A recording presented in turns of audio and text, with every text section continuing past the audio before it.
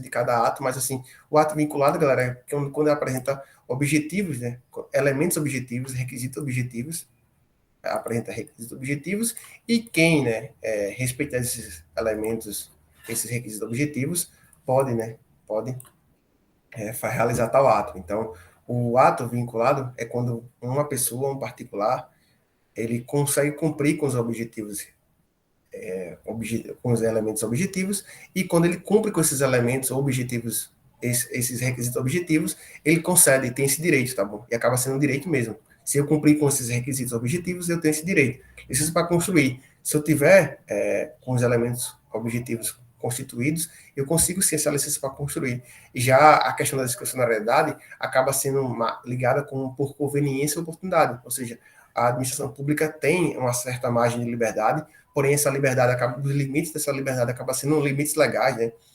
A lei estabelece uma margem de escolha e com base na oportunidade ou conveniência, a administração pública concede ou não, tá certo? Então, assim, a gente acaba identificando que tem essa diferenciação, porque acaba, quando o ato é vinculado, você adquire um direito, né? Quando você cumpre com os requisitos objetivos, e já no caso discussário, não, você espera para análise, né, da administração pública e por conveniência ou oportunidade, à luz do interesse público e com base nos limites legais, ela decide se concede ou não esse ato, tá bom?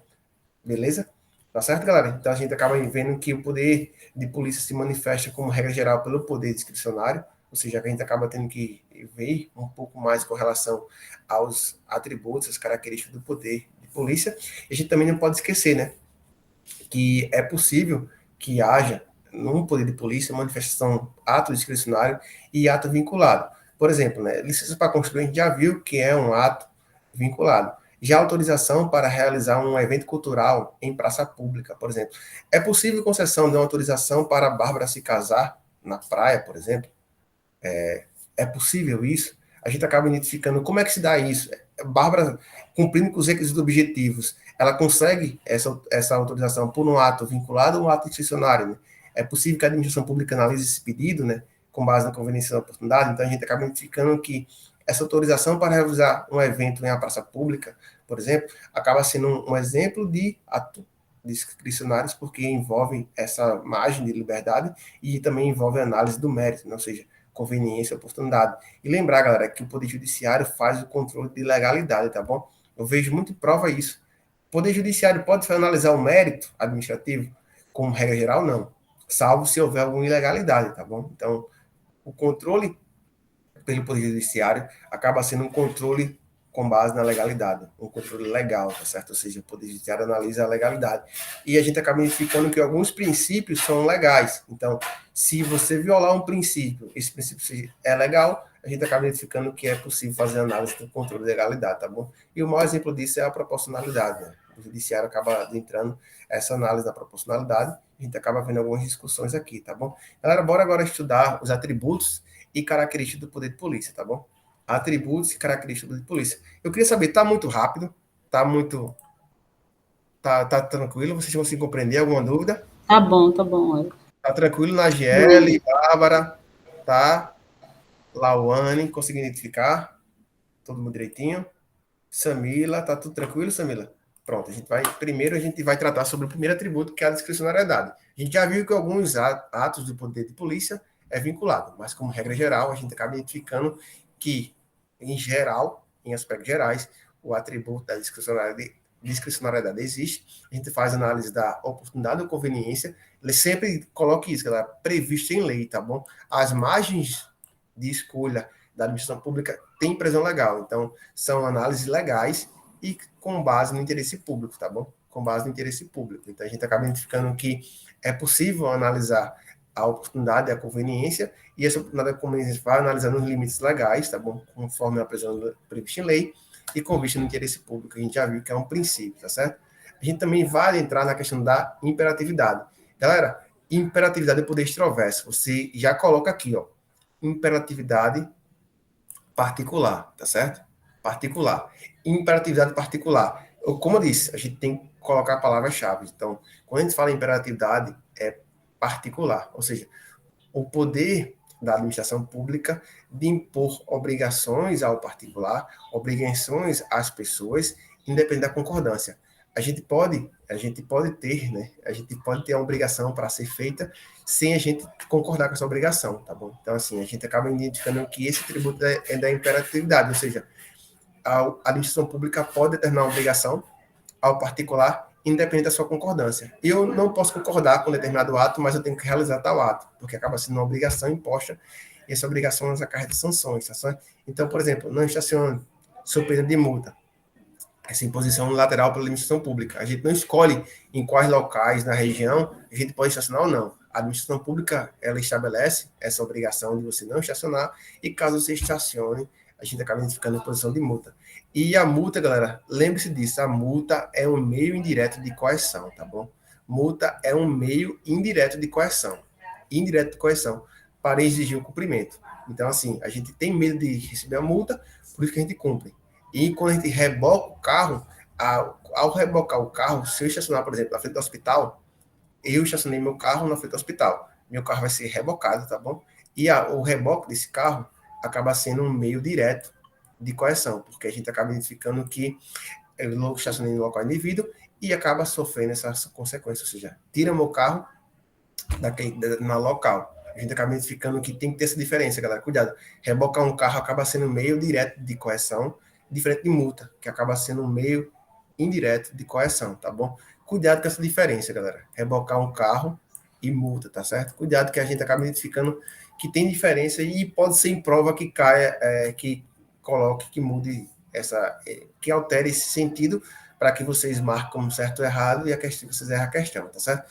Já com relação à coercibilidade ou coerciabilidade, a gente acaba identificando que é o poder que a administração pública tem de se valer de meios indiretos. A gente já viu, né, quais são os meios diretos. Um exemplo é o meio de multa para o cumprimento de determinado ato, tá certo? Ato administrativo, né? Então a gente acaba identificando que quando existe um ato administrativo, o poder de polícia pode ser acionado para que a gente cumpra esse ato e pode se utilizar, inclusive, meios indiretos, né? Ou seja, a aplicação de multa.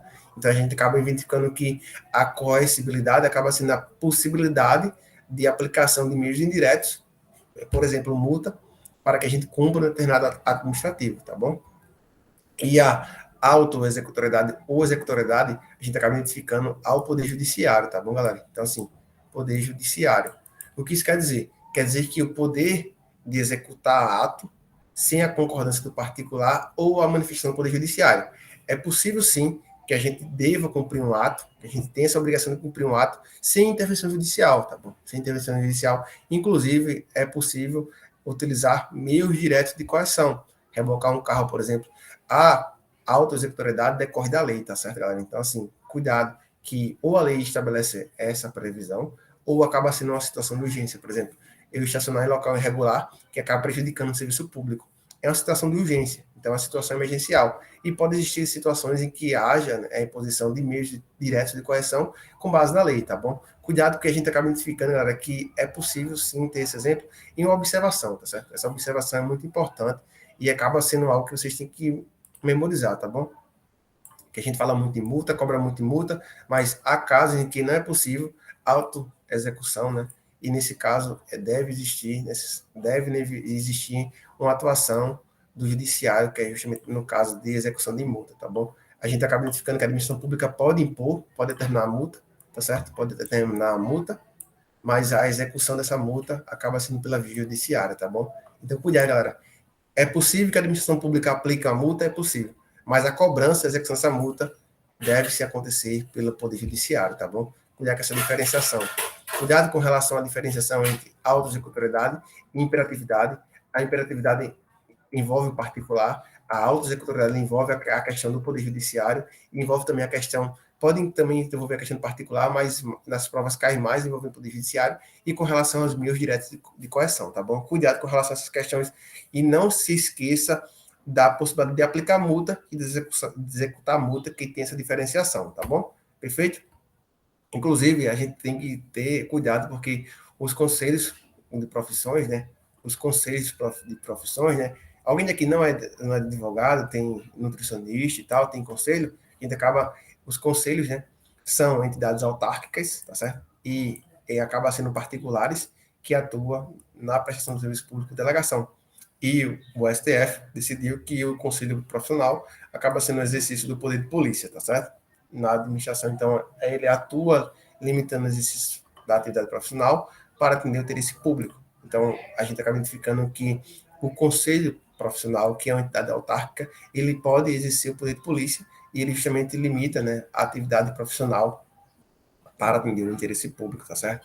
Então, cuidado com relação a isso. Professor, e professor, OAB é o quê? Galera, OAB acaba sendo uma entidade sui generis, ou seja, ela tem sua importância, ela é essencial à justiça, mas a gente não consegue identificar qual a categoria que ela se adequa, que ela se enquadra, e, consequentemente, ela acaba sendo uma entidade sui generis.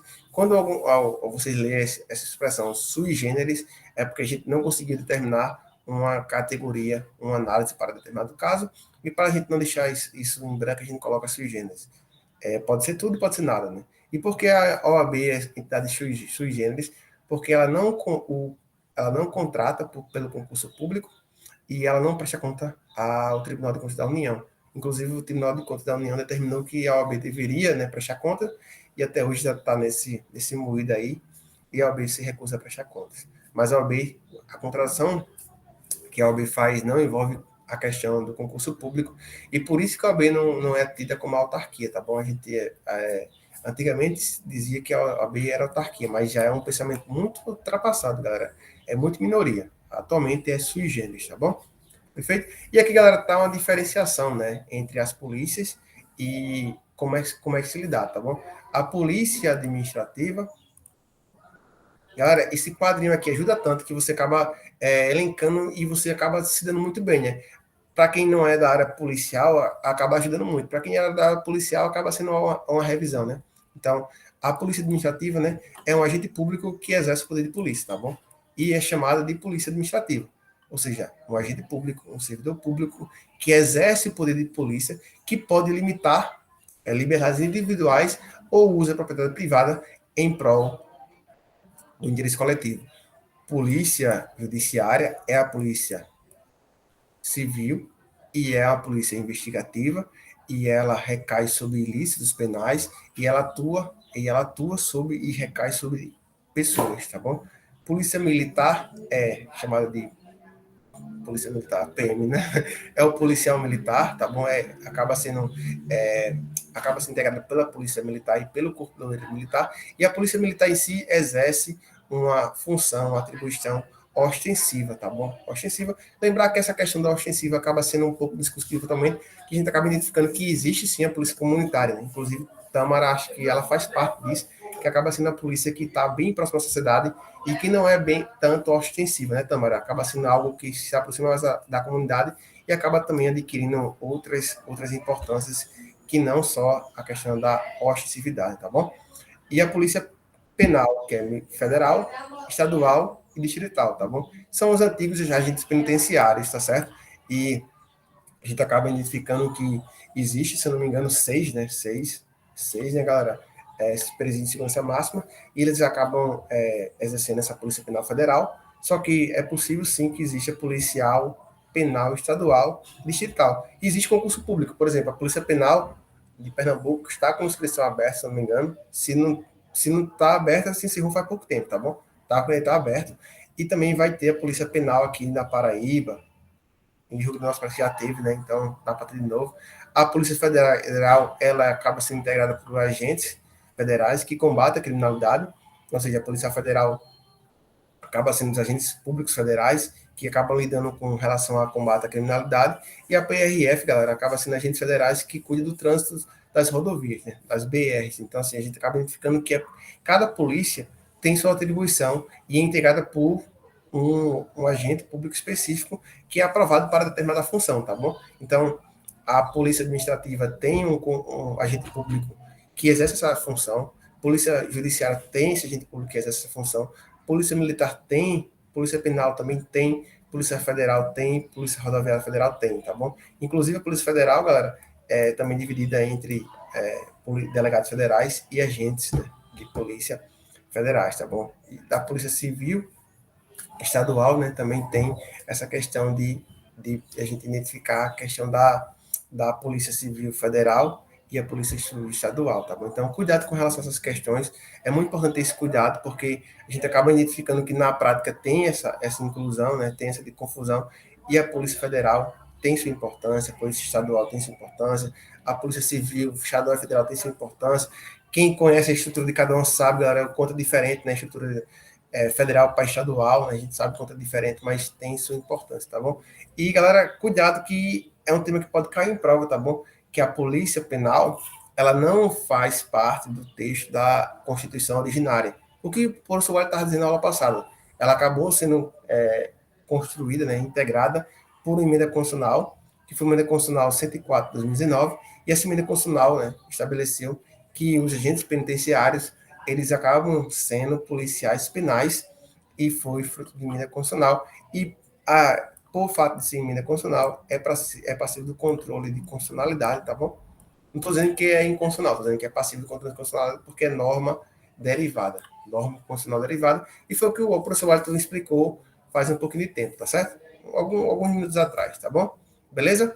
A gente também não pode esquecer, galera, dos atos de polícia, né? Ou seja, os quatro ciclos de polícia.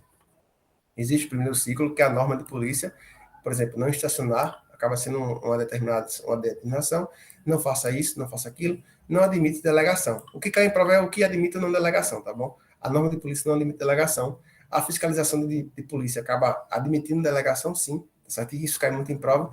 O consentimento de polícia, licença, autorização, admite delegação, e a sanção de polícia não admite delegação. A aplicação de sanção não admite delegação. Então, quais são dos ciclos que não admitem delegação? Norma de polícia, sanção de polícia. E quais são as que admitem consentimento e fiscalização, tá bom? A gente acaba também tendo que estabelecer, galera, o estudo da prescrição, tá certo?